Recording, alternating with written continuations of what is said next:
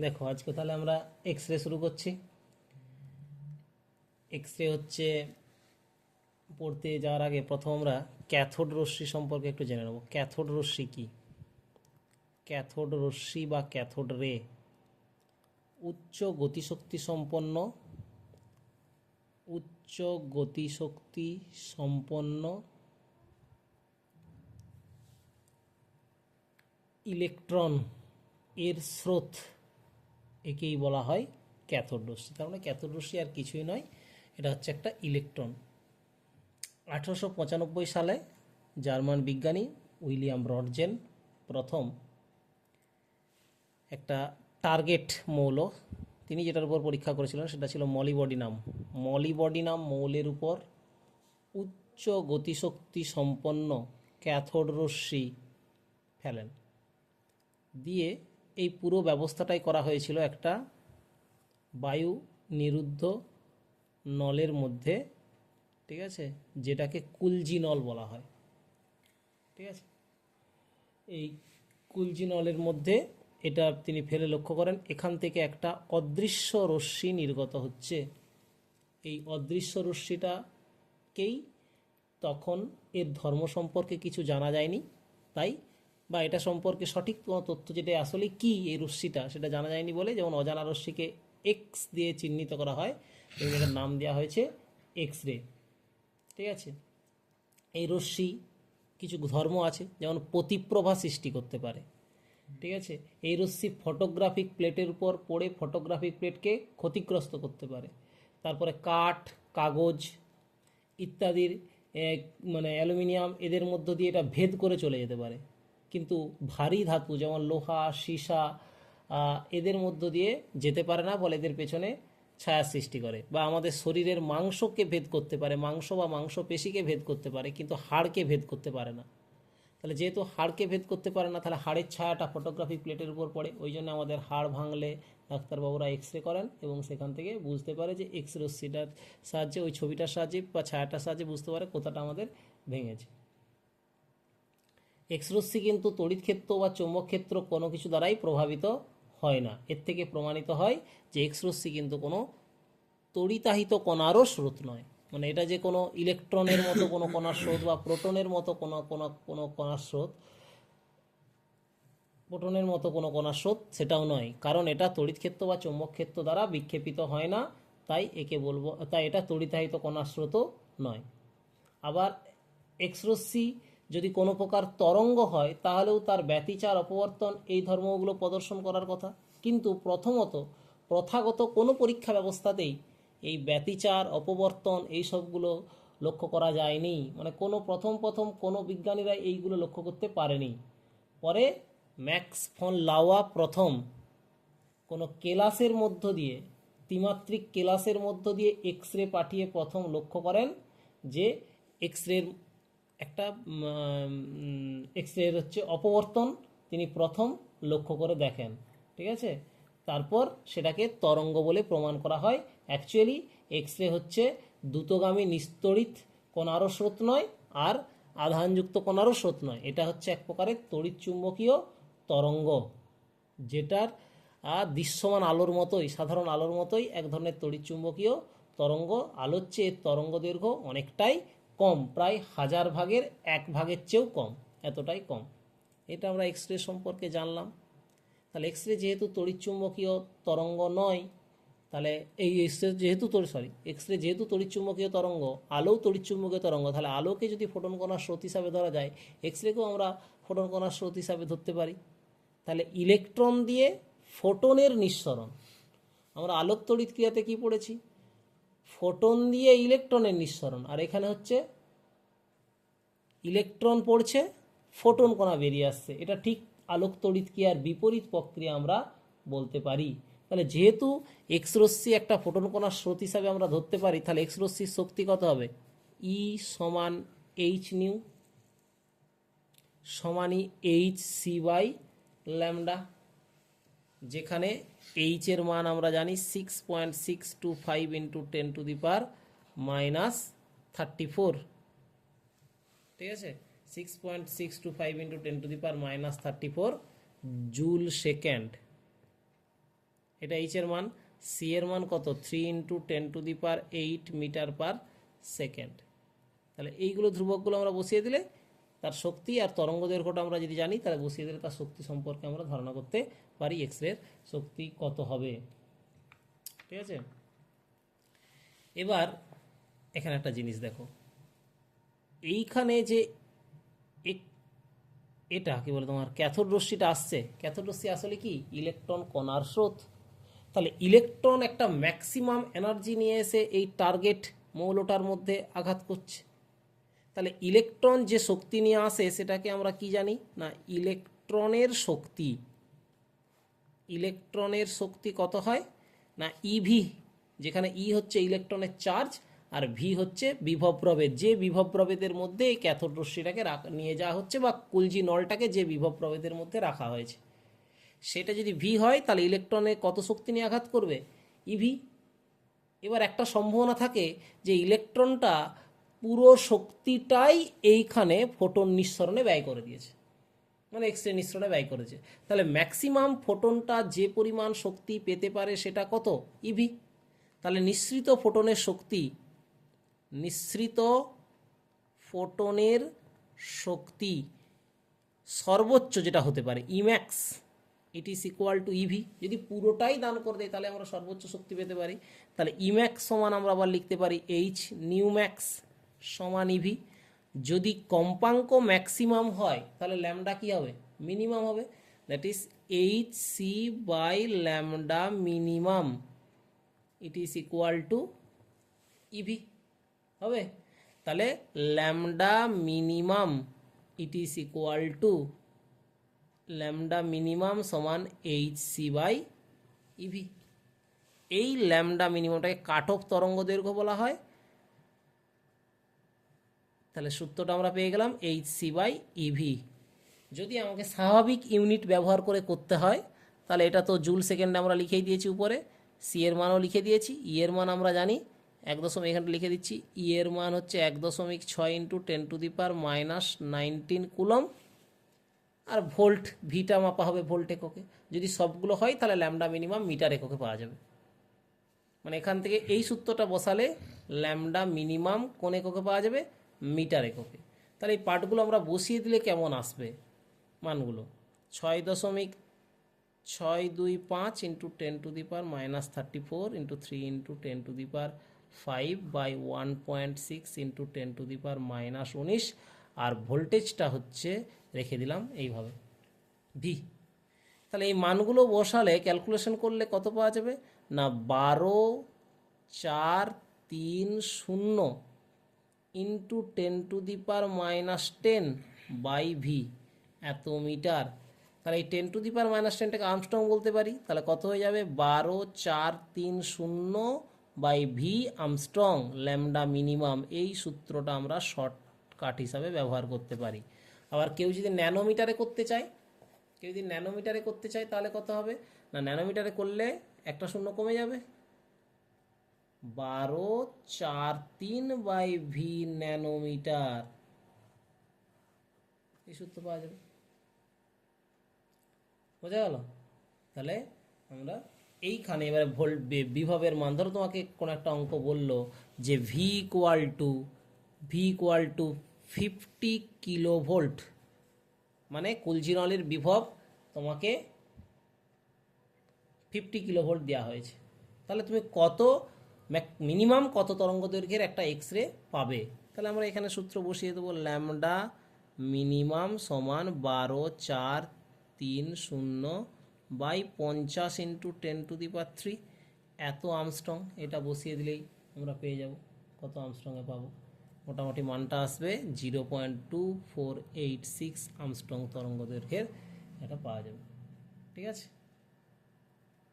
তাহলে lambda minimum হচ্ছে x রের কাট অফ তরঙ্গ দৈর্ঘ্য বা সর্বনিম্ন তরঙ্গ দৈর্ঘ্য বলা হয়। ঠিক আছে, এরপরে আসবো আমরা হচ্ছে কোমল এক্স রশ্মি আর কঠিন এক্স রশ্মি। এটাও পরীক্ষায় আসতে পারে কোমল আর কঠিন এক্স রশ্মিটা। আমরা স্টার দিয়ে পড়বো এটা কঠিন এক্স রে। আর কোমল X-ray, soft and hard X-ray. Hard X-ray, soft X-ray, দুটো আলাদাভাবে পড়ছি। তো এক্স রের যে পাল্লা আছে, তরঙ্গ দৈর্ঘ্যের পাল্লা, যেমন দৃশ্যমান আলোর তরঙ্গ দৈর্ঘ্যের পাল্লা কত, 4000 থেকে 8000 আমস্ট্রং। দৃশ্যমান আলোর তরঙ্গ দৈর্ঘ্যের পাল্লা কত, 4000 থেকে 8000 আমস্ট্রং। তেমনি কঠিন এক্স রের যে পাল্লা আছে সেটা কত, 0.01 আমস্ট্রং থেকে 10 আমস্ট্রং। তাহলে পাল্লাটা হচ্ছে 0.01 আমস্ট্রং থেকে 10 আমস্ট্রং। যদি 10 আমস্ট্রংয়ের কাছাকাছি হয় তখন সেটাকে আমরা বলবো সফট এক্স রে, মানে ল্যামডাটা কত হতে হবে, 10 আমস্ট্রংয়ের কাছাকাছি। আর এর ক্ষেত্রে ল্যামডাটা কত হবে, 0.01 অ্যামস্ট্রংয়ের কাছাকাছি। বুঝা গেল? তাহলে কঠিন এক্স রে হচ্ছে 0.01 আমস্ট্রং আর কোমল এক্স রে হচ্ছে 10 আমস্ট্রং। ঠিক আছে? তাহলে এই এই তরঙ্গ দৈর্ঘ্যের পাল্লার কাছাকাছি যে সমস্ত এক্স রে পাবো তাদেরকে বলবো আমরা কঠিন এক্স রে।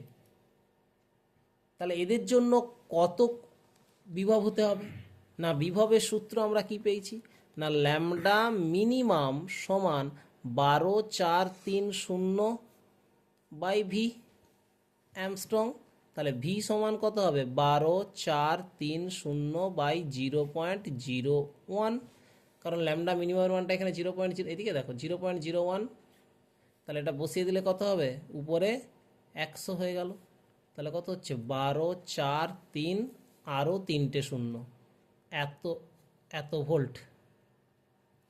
তাহলে এটাকে 1 2 3 4 5 6, তাহলে এটাকে আমরা এরকম লিখতে পারি 1.243 মেগাভোল্ট। অর্থাৎ নলের বিভব প্রভেদ কত করতে হবে, 1.243 মেগাভোল্ট। যদি বিভব প্রভেদে ক্যাথোড রশ্মিটাকে নিয়ে যেতে পারি তাহলে সেখান থেকে কঠিন এক্স রে পাওয়া যাবে। তাহলে একই রকমভাবে কোমল এক্স রের জন্য সূত্র কী হবে, ভি সমান 12430 বাই 10, কারণ এটা হচ্ছে 10, তাহলে 10 কেটে গেলে কত হচ্ছে, 1243 ভোল্ট। এটাকেও যদি 3টে শূন্য এগিয়ে নিয়ে যাই তাহলে কত হবে, 1.243 কিলো ভোল্ট। তাহলে এটা হচ্ছে 1.243 মেগাভোল্ট, এটা 1.243 কিলো ভোল্ট। তাহলে এই যদি নলের বিভব এত রাখা যায় তাহলে কোমল এক্স রে, যদি এত রাখা যায় তাহলে কঠিন এক্স রে। এবার যেহেতু এর তরঙ্গ দৈর্ঘ্যটা কম, মানে কম্পাঙ্কটা বেশি, তাহলে এর কি হবে, শক্তি বেশি হবে। এর শক্তি বেশি হবে, ভেদন ক্ষমতাও বেশি হবে। সাধারণত ঢালাইয়ের ত্রুটি নির্ণয়ের জন্য, কেলাসের ত্রুটি নির্ণয়ের জন্য কঠিন এক্স রেকে ব্যবহার করা হয়। আর কোমল এক্স রের ক্ষেত্রে তোমার এটা কি হবে, শক্তি কম হবে চিকিৎসা ক্ষেত্রে যেগুলো ব্যবহার করা হয়, আর ভেদন ক্ষমতাও কম হবে কোমল এক্স রের ক্ষেত্রে। তাহলে এই হচ্ছে কঠিন এক্স রে, কোমল এক্স রে। খুব ভালো করে পড়বে কঠিন এক্স রে, কোমল এক্স রে। এরপর আসবো আমরা হচ্ছে এক্স রশ্মির ব্যবহার, কি কাজে লাগে। কি কাজে লাগে এক্স রশ্মির ব্যবহার চিকিৎসা ক্ষেত্রে। প্রথম, চিকিৎসা ক্ষেত্রে দেহের অভ্যন্তরে হাড়, কিডনি ইত্যাদি পাথর পর্যবেক্ষণ করতে, হাড় ভেঙে গেলে ব্যবহার করা হয়। রেডিওথেরাপিতে কাজে লাগে। ক্যান্সার কোষ বিনষ্ট করার জন্য এক্স রে ব্যবহার করা হয়। রোগীর দেহের চলমান ছবি তোলার জন্য ব্যবহার করা হয়। পরীক্ষাগারে বিভিন্ন কেলাসের গঠন জানতে, ধাতুবিদ্যাতে ঢালাইয়ের ত্রুটি বা কেলাসের ত্রুটি জানতে এগুলোকে ব্যবহার করা হয়। অপরাধ দমনে কাজ করা হয়। যদি কেউ ব্যাগের মধ্যে কোনো ওয়েপন নিয়ে যায়, অস্ত্র নিয়ে যায়, সেটা ধরার জন্য কিন্তু আমরা এক্স রে ব্যবহার করি, ব্যাগকে এক্স রে করা হয়। ঠিক আছে? তাহলে এইগুলো হচ্ছে এক্স রের কাজ। এক্স রে কী কাজে লাগাতে পারি, আরও অনেক কাজ আছে এক্স রের। এক্স রের ক্ষতিকারক একটা দিক হচ্ছে সজীব কোষকে নষ্ট করে দেয়। ওই জন্য গর্ভবতী মাকে কখনোই এক্স রে করতে নেই। ঠিক আছে? কারণ তার মধ্যে যে ভ্রূণটা থাকে সেই ভ্রূণটার বিকৃতি ঘটে যেতে পারে, মিউটেশন ঘটে যেতে পারে তার জিনের, সেই জন্য এটা হয় না। এরপর আসবো আমরা হচ্ছে এক্স রের আপেক্ষিক প্রাবল্যের সঙ্গে এক্স রের তরঙ্গ দৈর্ঘ্যের একটা লেখচিত্র অঙ্কন করব।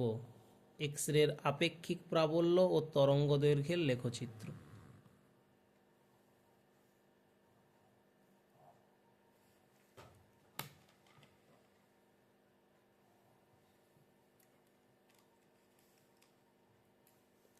এদিকে থাকছে এক্স রের প্রাবল্য বা আপেক্ষিক প্রাবল্য, আর এদিকে নিলাম আমরা তরঙ্গ দৈর্ঘ্য। মোটামুটি তাহলে দেখো এখানে হয় কিলোভোল্ট নয় মেগাভোল্ট রেঞ্জে যদি নলকের ক্যাথোড রশ্মি পাঠানো হয় তাহলে সেখান থেকে এক্স রশ্মি বেরিয়ে আসবে। ঠিক আছে, এবার এক্স রশ্মির তরঙ্গ দৈর্ঘ্যটার সাথে তার প্রাবল্যের লেখচিত্রটা এরকম হঠাৎ দুটো চূড়া দেখতে পাওয়া যাবে।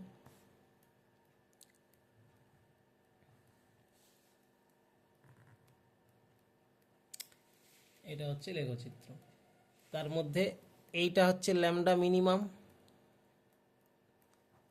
ল্যামডা মিনিমাম একটু একটু বাড়তে পারে, কিন্তু হঠাৎ দেখা যাচ্ছে দুটো তরঙ্গ দৈর্ঘ্য বেড়ে গেছে। এই দুটো লাইনের নাম হচ্ছে ফর মলিবডিনাম এর জন্য কে আলফা কে বিটা, এই দুটো লাইনের নাম। আর এই যে অংশগুলো থাকছে এটা হচ্ছে এইটাকে বলা হয় নিরবিচ্ছিন্ন এক্স রে বা কন্টিনিউয়াস এক্স রে। নিরবিচ্ছিন্ন এক্স রে বা কন্টিনিউয়াস এক্স রে। আর এই যে দুটো চূড়া দেখতে পাওয়া গেছে এই চূড়া দুটোকে বলা হয় বৈশিষ্ট্যমূলক এক্স রশ্মি। বৈশিষ্ট্য বা ক্যারেক্টারিস্টিক্স, বৈশিষ্ট্যমূলক এক্স রে বলা হচ্ছে। ঠিক আছে, তাহলে গ্রাফটা পেলাম। তাহলে আমাদের এখানে পরবর্তী কোশ্চেন হচ্ছে কিভাবে নিরবিচ্ছিন্ন এক্স রে তৈরি হয়। নিরবিচ্ছিন্ন এক্স রে কিভাবে প্রস্তুত হয়। দেখো, যখন উচ্চ গতিসম্পন্ন ক্যাথোড রশ্মি একটা টার্গেট মৌলের মধ্যে প্রবেশ করে, এবার টার্গেট মৌলে অসংখ্য পরমাণু থাকবে। আমরা একটা পরমাণু এঁকে দেখাচ্ছি, এটা ধরো একটা মলিবডিনাম বা অন্য কোনো একটা টার্গেট মৌলের পরমাণু, এটা নিউক্লিয়াস, তাকে কেন্দ্র করে বিভিন্ন শক্তিস্তর বা কক্ষপথগুলো কেন্দ্র করে আছে, এরকম আছে। এবার বাইরে থেকে একটা ইলেকট্রন কি হচ্ছে এর মধ্যে ঢুকেছে, দিয়ে বেরিয়ে যাবে। ক্যাথোড রশ্মি কাজটা কি, তাহলে ওর মধ্যে ঢুকেছে। তাহলে বাইরে থেকে যে ইলেকট্রনটা এসছে ধরো তার গতিশক্তি কে জিরো, কে জিরো গতিশক্তি নিয়ে সেই ইলেকট্রনটা এসেছে। এবার এইগুলো এক একটা বেড়ার মতো ভাবো, তাহলে এই বেড়াগুলোকে অতিক্রম করতে করতে সে বেরিয়ে যাবে। তাহলে যখনই ইলেকট্রন এই বেড়াটাকে একটা ভাঙবে বা প্রথম শক্তি স্তরটাকে অতিক্রম করবে তখন কিছু পরিমাণ তার এনার্জি কী হবে, কমে যাবে। সেই এনার্জিটা নিয়ে একটা ফোটন কণা নিঃসৃত হবে, সেটাই হচ্ছে কন্টিনিউয়াস এক্স রে। আবার পরবর্তী বেড়া ভাঙলে আবার বেরোবে, আবার পরবর্তী বেড়া ভাঙালে আবার বেরোবে। তাহলে এইভাবে যতগুলো বেড়া সে ভাঙবে ততগুলো সেখান থেকে কন্টিনিউয়াস এক্স রশ্মি পাওয়া যাবে, এবং যতবার সে শক্তি বিকিরণ করবে, ঠিক আছে, সেটিকে হচ্ছে ততটাই সে মানে যতটা শক্তি সে নষ্ট করবে, লস করবে প্রতিবার, সেই শক্তিটা নিয়েই কি হবে, এক্স রশ্মিটা বেরিয়ে আসবে। ঠিক আছে, ধরো এখানে আমার দেখা গেল যে এইখানে যতটা শক্তি ধরো ডেল্টা কে পরিমাণ শক্তি হ্রাস করেছে, তাহলে এখান থেকে ডেল্টা কে শক্তি নিয়ে কি হবে, একটা ফোটন বেরিয়ে আসবে। এটি হচ্ছে নিরবিচ্ছিন্ন এক্স রশ্মি। তাহলে যখন একটা ক্যাথোড রশ্মির কোনো ইলেকট্রন একটা টার্গেট মৌলের পরমাণুর মধ্যে প্রবেশ করে তখন পরমাণুর মধ্যে থাকা শক্তি স্তরগুলোকে অতিক্রম করতে থাকে, এবং অতিক্রম করার সময় ওই ইলেকট্রন যেগুলো ক্যাথোড রশ্মির ইলেকট্রন যেগুলো প্রবেশ করেছিল তাদের শক্তি আস্তে আস্তে কি হয়, কমতে থাকে। তাহলে শক্তিগুলো কমলেই কি হবে, সেই শক্তি নিয়ে ফোটন কণা বেরিয়ে আসে, সেগুলোই হচ্ছে অ্যাকচুয়াল কন্টিনিউয়াস বা নিরবিচ্ছিন্ন এক্স রশ্মি। এরপর আসবো আমরা হচ্ছে বৈশিষ্ট্যমূলক এক্স রশ্মি, বা ওই যে কে আলফা কে বিটা লাইন, সেটা নিয়ে আমরা জানবো, কে আলফা কে বিটা লাইন। তাহলে বৈশিষ্ট্যমূলক এক্স রশ্মি কিভাবে, বৈশিষ্ট্যমূলক এক্স রে কিভাবে প্রস্তুত হয়। ক্যাথোড রশ্মি মানে তার একটা ইলেকট্রন নয়, অসংখ্য কোটি কোটি ইলেকট্রন টার্গেট মৌলের মধ্যে প্রবেশ করে উচ্চ গতিশক্তি সম্পন্ন। এবার সবাই যে সারফেসে ওই এনার্জি স্তরগুলোকে অতিক্রম করে রয়ে যাবে এমন নয়, কেউ কেউ ভেতরে প্রবেশ করতে করতে একেবারে নিউক্লিয়াসের কাছাকাছি চলে যায়। যে ধরো গ্রাউন্ড স্টেটের একটা ইলেকট্রন, আমি এটা টার্গেট মৌলের,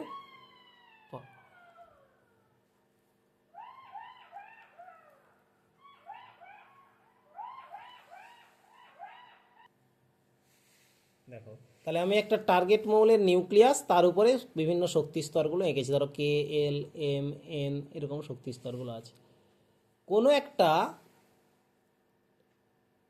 ইলেকট্রন যেটা এসে সরাসরি এইখানে কে কক্ষে একটা ইলেকট্রনকে এসে আঘাত করেছে, আঘাত করলে কি হবে, এই ইলেকট্রনটা ছিটকে বেরিয়ে পালিয়ে গেছে। তখন এই জায়গাটায় কি হয়েছে, হোল তৈরি হয়েছে, মানে কে কক্ষ জুড়ে হোল সৃষ্টি হয়েছে, ফাঁকা স্থান। এবার হতে পারে কি না, এল কক্ষ থেকে একটা ইলেকট্রন কে কক্ষে ঝাঁপ দিল। যদি এল কক্ষ থেকে একটা ইলেকট্রন কে কক্ষে ঝাঁপ দেয়, তখন যে এক্স রশ্মিটা পাওয়া যায় সেইটাকেই বলা হয় কে আলফা।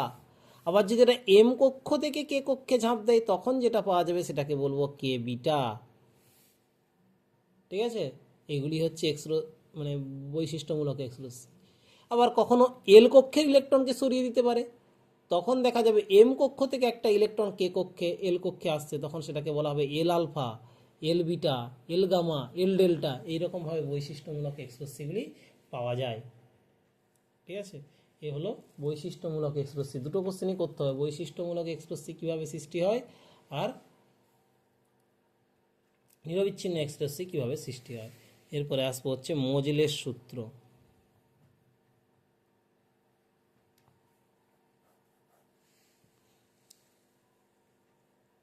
1913 খ্রিস্টাব্দে ব্রিটিশ পদার্থবিদ H.G.J. মোজলে প্রথম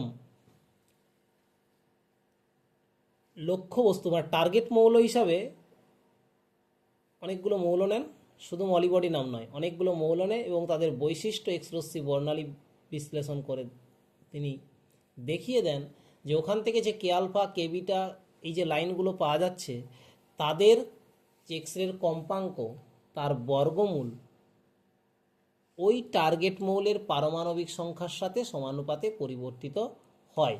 অর্থাৎ মোজেলের সূত্র হচ্ছে রুট নিউ ভ্যারিসাস জেড। তো জেড হচ্ছে পারমাণবিক সংখ্যা, ঠিক আছে, রুট নিউ ভ্যারিসাস জেড। তবে যদি আমরা আবরণী প্রভাবকে ধরি, আবরণী প্রভাব কেমিস্ট্রিতে পড়েছে, আবরণী প্রভাব। আবরণী প্রভাব কি, মানে ধরো এটা একটা নিউক্লিয়াস, এর মধ্যে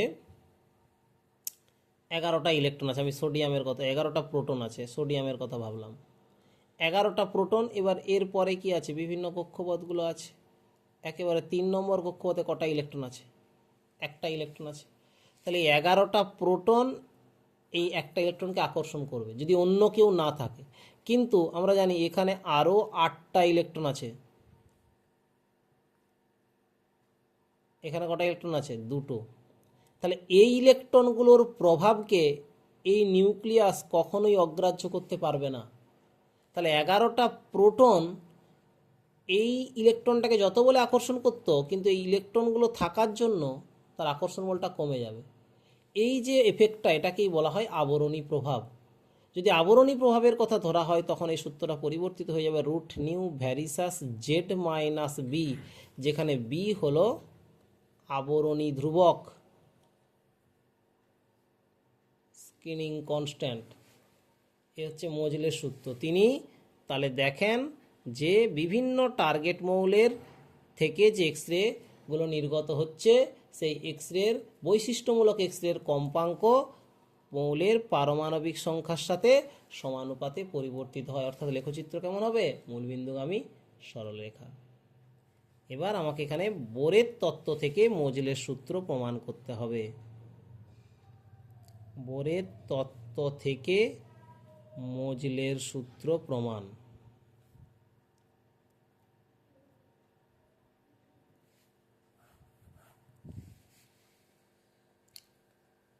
বোরের তত্ত্ব কী ছিল না, কোনো একটা কক্ষপথ থেকে কোনো একটা কক্ষপথে যখন ইলেকট্রন জাম্প করবে, সেটার জন্য যে পরিমাণ শক্তি নির্গত হবে, ঠিক আছে, অর্থাৎ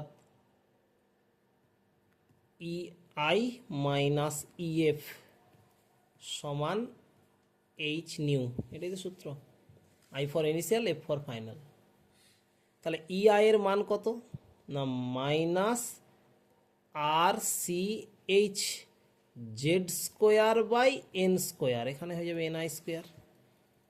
ইআই এর মান, শক্তির মান, মাইনাস মাইনাসে প্লাস, এটা কত হবে R C H Z square by N F square সমান এইচ সি বাই ল্যামডা।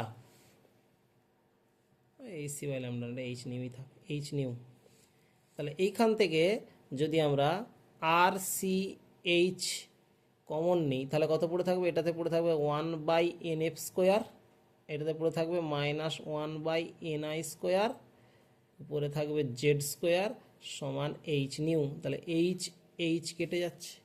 একটি নির্দিষ্ট ট্রানজিশনের ক্ষেত্রে যখন ইলেকট্রন সংক্রমণের ক্ষেত্রে এনআই এবং এনএফ হচ্ছে নির্দিষ্ট থাকবে, তাহলে এখানে থাকছে জেড স্কোয়ার আর এখানে থাকছে নিউ, তাহলে জেড স্কোয়ার ভ্যারিসাস নিউ বা জেড ভ্যারিসাস রুট নিউ। এটি হচ্ছে মজেলের সূত্র থেকে, এই বোরের তত্ত্ব থেকে মজেলের সূত্র প্রমাণ। ঠিক আছে। আচ্ছা, এরপর যদি এখানে স্ক্রিনিং কনস্ট্যান্টের কথা ধরা হয় তাহলে কিন্তু এটা লিখতে হবে জেড ভ্যারিসা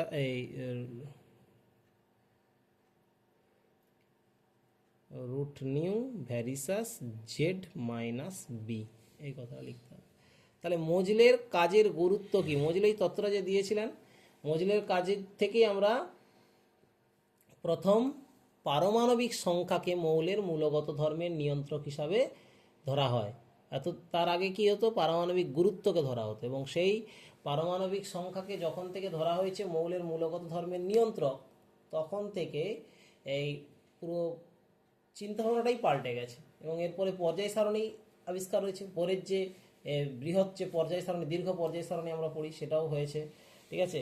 তারপরে এই তত্ত্ব আবিষ্কার হওয়ার ফলে বিভিন্ন ধরনের মৌল আবিষ্কার হয়েছে, নতুন যে মৌলগুলো, কৃত্রিম মৌলগুলো আবিষ্কার হয়েছে, ইউরেনিয়ামের উত্তর মৌল যেগুলোকে বলা হয়। এছাড়াও ল্যান্থেনাইট মৌলগুলির রাসায়নিক ধর্ম যে একই, এবং সেগুলোকে সঠিকভাবে চিনে পর্যায় সারণীতে বসানো সম্ভব হয়েছে এই সূত্র ধরে। ঠিক আছে। তারপর নতুন নতুন মৌল আবিষ্কৃত হয়েছে, এইগুলোই ছিল মজলের কাজের গুরুত্ব। চ্যাপ্টার শেষ।